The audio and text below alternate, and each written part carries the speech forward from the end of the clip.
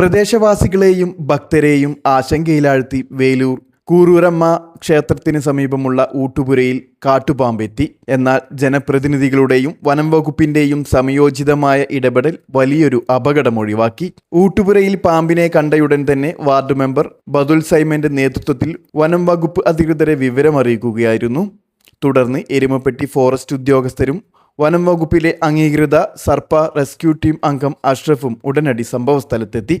ഊട്ടുപുരക്കുള്ളിൽ ഒളിച്ചിരുന്ന പാമ്പിനെ ഏറെ പ്രയത്നത്തിനൊടുവിൽ അഷ്റഫ് പരിക്കുകളൊന്നും ഏൽപ്പിക്കാതെ സുരക്ഷിതമായി പിടികൂടി. എരുമപ്പെട്ടി ഫോറസ്റ്റ് ഉദ്യോഗസ്ഥരുടെ സാന്നിധ്യത്തിൽ പാമ്പിനെ പിന്നീട് ജനവാസമില്ലാത്ത ഉൾക്കാട്ടിലേക്ക് തുറന്നുവിടാനായി കൊണ്ടുപോയി. കൃത്യസമയത്ത് ഇടപെട്ട് ഭീതി ഒഴിവാക്കിയ വാർഡ് മെമ്പർക്കും ഫോറസ്റ്റ് അധികൃതർക്കും നാട്ടുകാരുടെ അഭിനന്ദന പ്രവാഹമാണ്.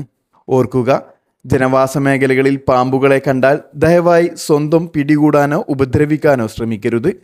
വനം വകുപ്പിനെയോ വനം വകുപ്പ് അംഗീകരിച്ച സർപ്പ ആപ്പ് വഴിയോ ലൈസൻസുള്ള റെസ്ക്യൂവർമാരെ മാത്രം വിവരമറിയിക്കുക.